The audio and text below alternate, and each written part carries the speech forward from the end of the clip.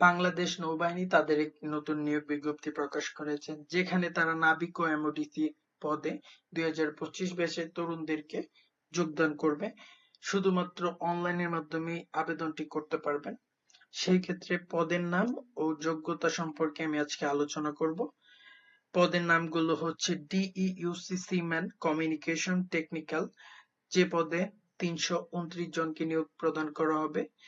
SSC তে বিজ্ঞান শাখা নিয়ে পাশ করতে হবে এবং ভোকেশনাল থেকে পাশ করলে সেক্ষেত্রে উচ্চতর গণিত ও dockyard cooperative society technical institute হতে ন্যূনতম 1 গ্রেডে যারা পাশ করেছেন তারা আবেদন করতে পারবেন। সেক্ষেত্রে পয়েন্টের কিছু শর্ত দেওয়া আছে, যারা 3.50 পেয়েছেন তারাই আবেদন করতে পারবেন। দ্বিতীয় পদটি হচ্ছে মেডিকেল, যেখানে 13 জনকে নিয়োগ প্রদান করা হবে। ন্যূনতম জিপিএ 3.50 থাকতে হবে এবং এসএসসি পরীক্ষায় জীববিজ্ঞান সহ পাশ করতে হবে। জীববিজ্ঞান সাবজেক্টটি থাকতে হবে, সেটি বোঝানো হয়েছে। এরপরের যে পদটি আছে সেটি হচ্ছে পেট্রোলম্যান, যেখানে 8 জনকে নিয়োগ প্রদান করা হবে। এরপরে আছে রাইটার, 20 জনকে নিয়োগ প্রদান করা হবে। স্টোর, যেখানে 22 জনকে নিয়োগ প্রদান করা হবে। মিউজ পদে 10 জনকে নিয়োগ প্রদান করানো হবে এবং এমওডিসি নৌপদে 8 জনকে নিয়োগ প্রদান করা হবে, যাদের প্রত্যেকেরই এসএসসি তে পাস থাকতে হবে এবং সিজিপিএ থাকতে হবে 3 পয়েন্ট বা তার বেশি। কুক, স্টুয়ার্ড, যে দুটি পদে আপনারা 2.50 পেলেও আবেদন করতে পারবেন। সেখানে কুক পদে 28 জনকে নিয়োগ প্রদান করা হবে। স্টুয়ার্ড পদে 9 জনকে নিয়োগ প্রদান করা হবে। টোপাস পদে 13 জনকে নিয়োগ প্রদান করা হবে। ন্যূনতম 8ম শ্রেণী পাস থাকতে হবে। শারীরিক যোগ্যতা, যেখানে সিম্যানের ক্ষেত্রে পাসপোর্ট 6 ইঞ্চি উচ্চতা থাকতে হবে। পেট্রোলম্যানের ক্ষেত্রে পাসপোর্ট 8 ইঞ্চি।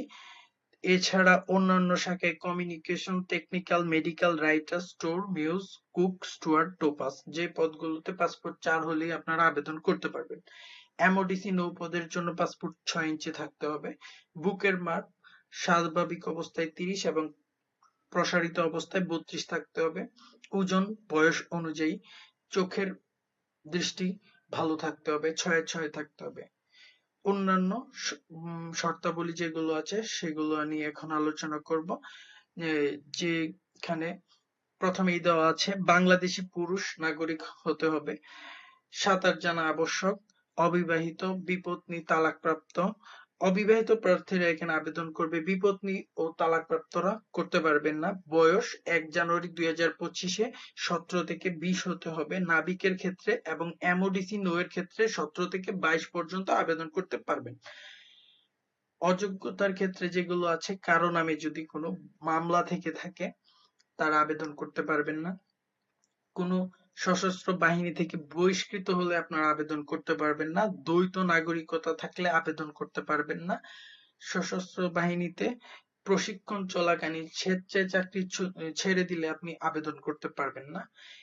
এক্ষেত্রে প্রয়োজনীয় যে কাগজপত্র গুলি আপনাদের প্রয়োজন হবে সেগুলো হচ্ছে এসএসসি পাস প্রার্থীদের মূল অথবা শিক্ষা বোর্ড কর্তৃক ইস্যুকৃত সাময়িক সনদপত্র, যেগুলো আপনাদের কাছে যদি কোনো কারণে না থাকে সেক্ষেত্রে আপনারা সেগুলো অ্যাটাস্টেড করে তারপর জমা দিতে পারেন।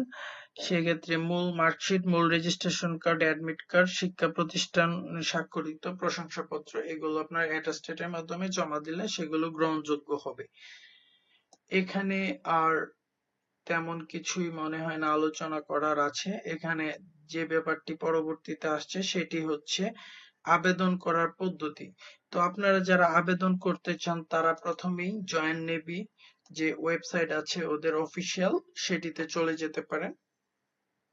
সেখানে চলে আসার পর আপনারা এখানে দুটি সার্কুলার দেখতে পারবেন। তো আপনারা যারা নৌবাহিনীতে নাবিক ও এমওডিসি পদে আবেদন করতে চাচ্ছেন তারা এখানে চলে আসবেন। এখানে আসার পর আপনারা দেখতে পারবেন ডেডলাইন দেওয়া আছে অ্যাপ্লিকেশনের, যেখানে সেপ্টেম্বরের 11 তারিখ থেকে আবেদনটি শুরু হয়ে অক্টোবরের 15 তারিখ পর্যন্ত চলমান থাকবে। মোটামুটি তারা অনেক সময় দিয়ে দিয়েছে। এখানে আসার পর আপনারা যদি অ্যাপ্লাই নাও বাটনটিতে ক্লিক করেন তাহলে আপনারা আবেদনের জন্য তাদের অফিসিয়াল যে পেজের ইন্টারফেস সেটাতে চলে আসবেন। এখানে আসার পর আপনারা জন্ম তারিখ, জেন্ডার এবং বাংলাদেশী সিলেক্ট করবেন, ন্যাশনালিটি, ম্যারিটাল স্ট্যাটাস অবশ্যই আনম্যারিড দিবেন। যদি আপনি ম্যারিড হন তাহলে আপনি আবেদন করতে পারবেন না। সেই ক্ষেত্রে উচ্চতা এবং চোখের পাওয়ারটি দিয়ে দিবেন। আপনার জেলার নামটি এখানে সিলেক্ট করে দিবেন। মনে রাখবেন এটি কিন্তু পরিবর্তন করা যাবে না, তারা এখানে লাল কালি দিয়ে লিখে দিয়েছে, সেটা পরিবর্তন করা যাবে না। এটা দেওয়ার পর আপনি যদি কন্টিনিউ দেন, তারপরে আপনার যে পেজটি চলে আসবে সেটি হচ্ছে আপনি কোন কোন পদে আবেদন করতে পারবেন, আপনার এলিজিবিলিটি শো করবে এখানে। তারপর এই পদগুলো থেকে যে কোনো একটাতে আপনি আবেদন করে ফেলতে পারবেন, যা খুবই গুরুত্বপূর্ণ এবং জরুরি। এই সিস্টেমটা আমার খুব ভালো লেগেছে, যার কারণে সবাই বুঝতে পারবে আমি কোন কোনটাতে আবেদন করতে পারবো। এছাড়াও আজকের ভিডিওটি এই পর্যন্তই ছিল।